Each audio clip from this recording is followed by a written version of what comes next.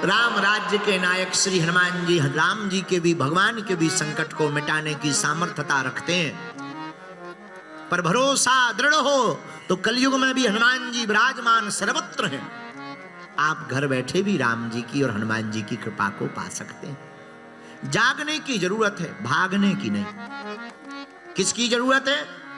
जागने की। जागना, देखना, परे देखना। जैसे वैज्ञानिक ने देखा पंछी उड़ रहा, उसने हवाई जहाज पक्षी की तर्ज पर बना दिया। ये जागना है, परे देखना। ऐसे ही हर क्रिया के पीछे कोई ना कोई प्रतिक्रिया छिपी है। ज्वालामुखी बाहर दिखाई देती पर अंदर लावा है, तब ज्वालामुखी बनती है। कोई आंखों से रो रहा, अंदर या तो गम है या भक्ति भरी है। दो कारणों से ही रो रहा। अगर तुम उनके बन जाओगे मेरे पागलों, अगर तुम उनके हो जाओगे, अगर तुम उनके ऊपर डूब जाओगे, अगर तुम उनके आश्रित हो जाओगे, तुम ये मत सोचना कि भारत में ही कृपा करते। तुम पृथ्वी के किसी भी कोने में रहना, हनुमान जी किसी ना किसी रूप में आ जाएंगे, बचाने चले आएंगे। भक्तमाल की कथा हमें याद आ गई। आहा, भक्तमाल में एक सत्य घटना लिखी है विप्र हरिपाल की। भारत भूमि पर एक भक्त हुए विप्र हरपाल। क्या नाम? हरपाल, विप्र हरपाल। बड़े सात्विक थे, नित्य संतों को भंडारा करवाते थे। विवाह के लिए मना किया पर माता पिता ने जबरदस्ती की, तो एक ऐसी कन्या मिली, उसकी शर्त थी कि कोई व्यक्ति प्रतिदिन 1000 साधुओं को अगर भंडारा करवाएगा तो ही हम उससे शादी करेंगे। विप्र हरपाल को पता लगा तो सोचा ऐसी कन्या कहां मिलेगी साधु से भी, शादी कर ली। अब रोज 1000 संतों का भंडारा पत्नी बनावे, ये अपने हाथों से करवावे। बड़ा अच्छा गृहस्थ जीवन। गृहस्थ में भक्ति हो तो गृहस्थ सुंदर। कबीर बाबा से किसी ने पूछा, बाबा शादी करना चाह रहे हैं, करूं या ना करूं?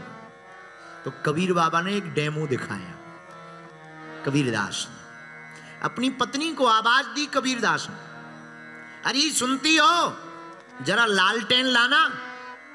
और पत्नी जलाकर लालटेन ले आई और रख के चली गई, कोई बातचीत नहीं। तो बैठे हुए युवक ने कहा कि बाबा समझ में नहीं आया, आप दिन में लालटेन मंगाते हो।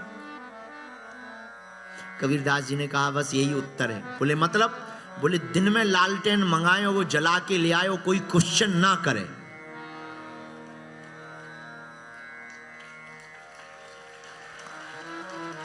जितने विवाहित पुरुष बैठे हैं बाद में दक्षिणा चढ़ाना।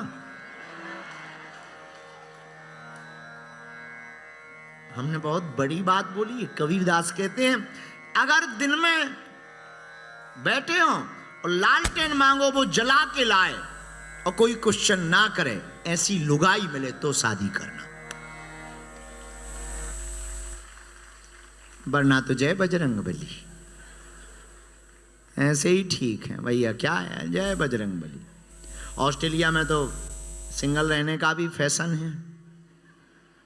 हाँ, अच्छा, शादी भी बड़ी गजब की चीज है। जिनकी हो गई वो भी रो रहे, जिनकी नहीं भाई वो भी रो रहे कि हो जाए। हैं? मतलब तुम कथा वक्ता ही की पूछ लो कि कब हो रही है। तो मैं गुरुजी मिले थे पूछने, अगल बगल चेक कर लेते, जिनके नहीं भाई उनसे पूछ लेते। तो मैं हम ही मिले। जय हो महाराज, धन्य है। श्रोता भी हमारे करोड़ों के उच्च क्वालिटी के मिले हमें। यथा वक्ता तथा श्रोता। वो कह रहे आपकी कब हो रही है? होएगी ऐसी खोज में जैसी कबीरदास जी ने बताई है।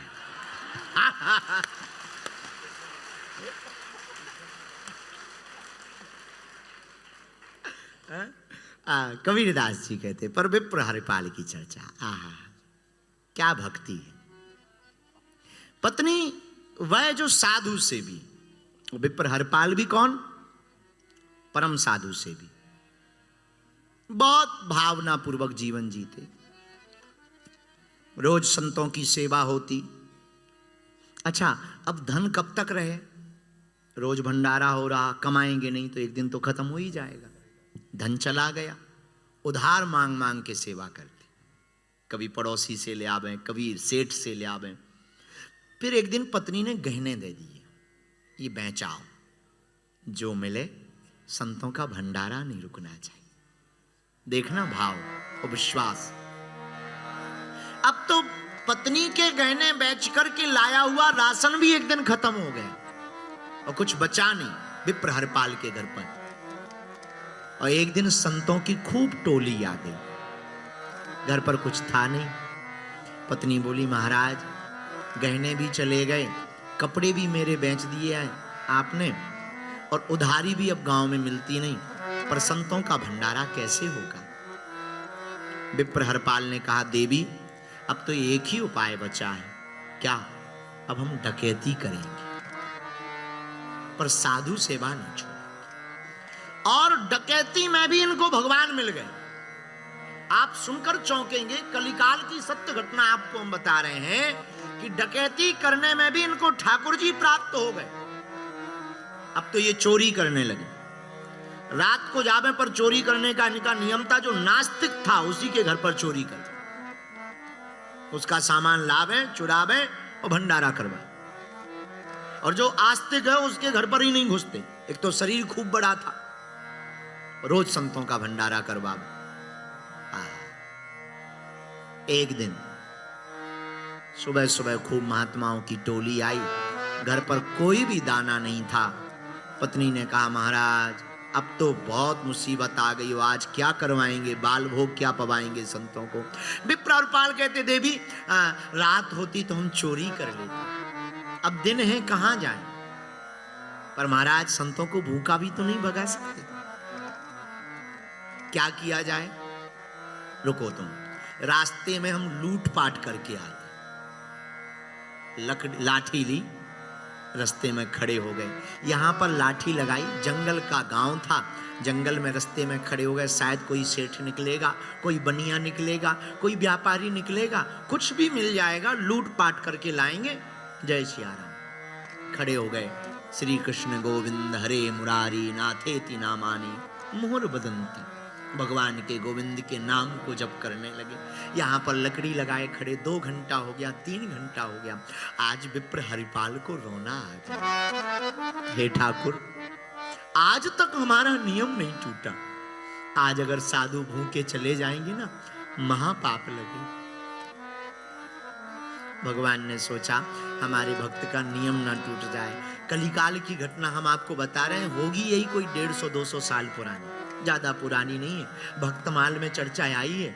महाराज हमारे ठाकुर जी ने सोचा हमारे भक्त का मान ना घट जावे। हमारे ठाकुर जी मोटा सा कपड़ा कुर्ता पहना, एक टोपी लगाई साहूकारों वाली, खूब रतन पहन लिए, अंगूठियां पहन ली और सेठ बन गए, लुटने के लिए तैयार हो गए। मां रुक्मणी ने पूछा कहां जा रहे? भगवान बोले एक भक्त है लुटने जा रहे, आप जा रहे हमें भी ले चलो। सुनो नाराज मत हो ना, लुट जाओगी। जो आज्ञा। सिंगार करे आओ, ऐसे मत जाओ, कुछ सोना बोना होना चाहिए तभी तो लुटोगी। और पति कह दे पत्नियों को श्रृंगार के लिए, फिर तो और क्या कहना, तो वैसे ही उनका मन रहता। अब ऊपर से पति कह दे जरा गहने वहने पहन लो। रुक्मणी जी ने 16 श्रृंगार किए, नख से सिख तक आभूषण लादे, और उसी रास्ते से बात करते हुए दोनों चले आए। विप्र हरपाल की नजर गई, काम बन गया। और भगवान आके इन्हीं से बात करते। विप्र हरपाल से कहते भैया राम राम। हाँ भैया राम राम। विप्र हरपाल ने राम राम की। सेठ जी बने भगवान बोले भैया हमको जंगल की रास्ता पार करा दो, हमने सुना है इस गांव में एक भयंकर डकैत रहता, उसका नाम हरपाल। हरपाल मनी मन बोला सही सुना आपने, लाओ पहले कितना पार कराने का लोग। बोले उस समय पे हमारे अपने भारत में धेला चलता था, धेला लगेगा। 2 धेला दिए, पैसा का नाम धेला चलता था। 2 धेला दिए, वो रख लिए। हरपाल बोले एक काम करो, कुछ देर यहाँ रुको, मैं अभी आया। घर भागता भागता गया, पत्नी को 2 धेला दिए, लो तुम राशन लेके भंडारा करवाओ, तब तक हम 2-3 महीने की व्यवस्था करके आ रहे। सेठ मोटा है, देख लिया अंगूठी इतने की होगी, इन्होंने मंगलसूत्र पहन रखा, ये भी खूब कीमती है, ये कानों के भी कीमती हैं। अरे भैया ये लुट जाएं, इनका ये सामान मिल जावे, 2-3 साल तो आराम से चलेंगे। विप्र हरपाल ने यहाँ पर अपना लकड़ी रखी। भगवान ने कहा, भगवान बने सेठ ने कहा तुम आगे चलो, हम पीछे, हम लोगों की बात नहीं सुननी चाहिए। विप्र हरपाल आगे चले गए, और जैसे ही आगे हुए भगवान आपस में बात करने लगे। ये भगवान भगवान का नाम ले रहा था, हमें अच्छा नहीं लगता, राम राम राम राम, हम नहीं लेते नाम। और सुनो, इतनी मोहरें वहां हैं। भगवान बनी बातें करने लगे रुक्मणी जी से, इतनी मोहरें वहां हैं, इतना सामान हो गया। तो पत्नी बोली महाराज इतना धन हो गया, कुछ पुण्य कर लो। चुप रहो, ये बाबाओं के चक्कर में हमारा दिमाग खराब होता है। अब विप्र हरपाल को लगा कि महानास्तिक है, इनका तो लूटना जायज है। भगवान नाटक कर रहे हैं, इनका लूटना जायज है। तो लकड़ी को उठाया, लाठी को, और उठाकर बीच रास्ते में ही विप्र हरपाल ने जोर से जमीन पर भटका, खबरदार सावधान। और जिस विप्र हरपाल की तुम बात करते हो डकैत की, वो हम ही हैं। और ये लो कपड़ा उतारो, अपना जेवर संपत्ति जो पहन रखी है, वरना खपड़िया फोड़ देंगे। महाराज कथा कहती है वो जो त्रिभुवनपति है ना, वो त्रिपुर सुंदर, वो वनेश्वर, वो कृष्णेश्वर, वो ब्रजेश्वर, वो गोपाल, वो गोपाल नंदन, वो कृष्णचंद्र, वो मनमोहन, वो जो कालिय नाग पर थिरके, वो जिन्होंने गोवर्धन पर्वत को धारण किया, वो जिन्होंने अपनी एक मुष्टिक से चंड मुंड को मारा, वो जिन्होंने कंस का वध किया, वो जो ब्रह्मा को भी ठिकाने लगाए, वो जिन्होंने यमुना को भी टोक दिया, वो जिन्होंने इंद्र के मान का हनन किया, वो जिनके सामने सल तोसल मुष्टिक चाणूर तृणावर्त बड़े बड़े राक्षस नहीं टिके, वो गोविंद जिनके सामने अघासुर बकासुर कांपते रहे, वो ठाकुर जिनके सामने ब्रह्मादिक देवता लाइन में खड़े हुए हाथ जोड़ करके खड़े रहते थे, वो गोविंद जिनका एक नेत्र सूर्य है, दूसरा नेत्र चंद्रमा है, वो वनेश्वर कृष्णेश्वर ब्रजेश्वर हमारे राधा रमण लाल सरकार जू, वो गोविंद, वो मुरारी, वो चितचोर, वो माखन चोर, वो छलिया, वो गिरधारी, जहां विप्र हरपाल की बात सुनते हैं कोने पर खड़े होकर के कांपने लगते हैं। जिनकी ध्वनि को सुनकर के तीनों लोग थर्रा जाते, जिनकी ताता थैया करती हुई नृत्य जैसी मोहिनी वासुरी सुनकर के पत्थर पिघल जाते, यमुना का जल पत्थर बन जाता।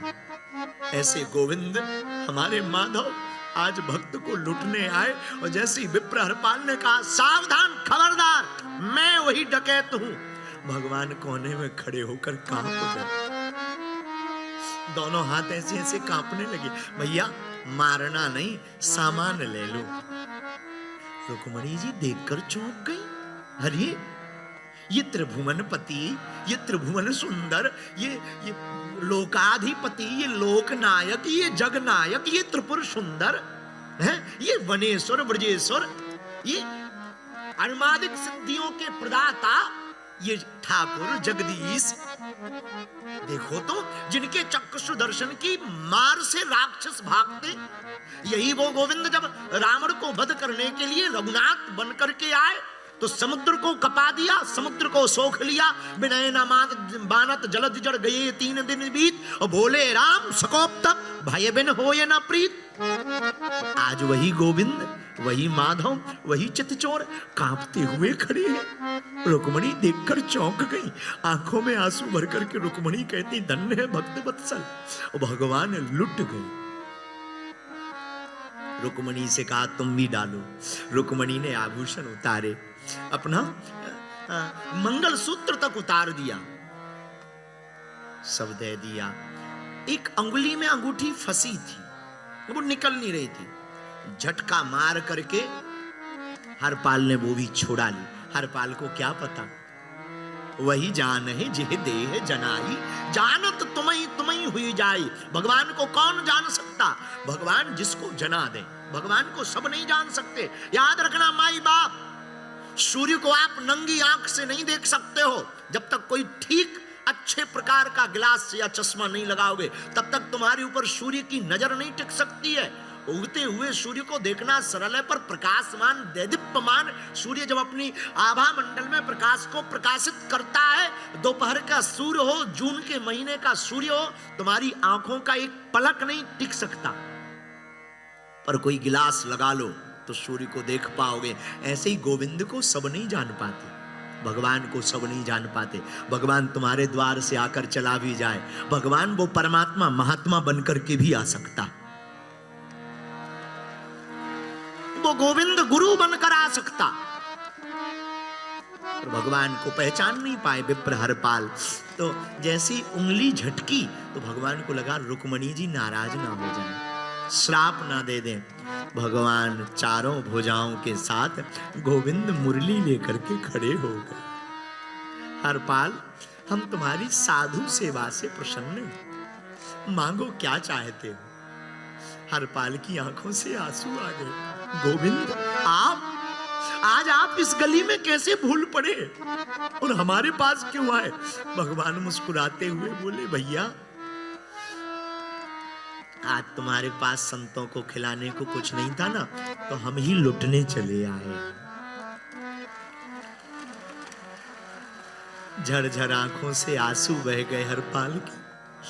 आप इतने दयालु हैं, भक्त के लिए खुद लुटने चले आते हैं। मुस्कुराते हुए गोविंद बोले, अरे भैया, हमने तो कईयों को लूटा।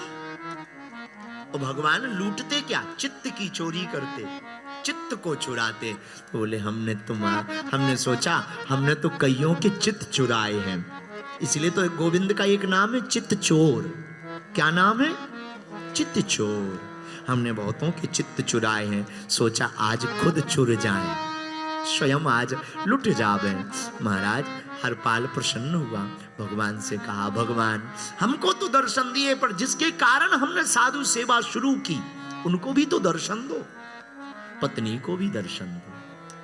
भगवान मुस्कुराए। मेरे प्रियजनों, इस कथा का सारांश जो हम बताना चाहते, श्रद्धा मजबूत हो, नियम पक्का हो, तो महात्मा में भी परमात्मा प्रकट हो जाएगा। महात्मा में भी तुमको परमात्मा की प्राप्ति होगी, गुरु में तुमको गोविंद की प्राप्ति हो जाएगी। और हम हनुमान जी की चर्चा कर रहे हैं, तो एक बात हम आपको कह दें, संतों के रखवाले कौन हैं?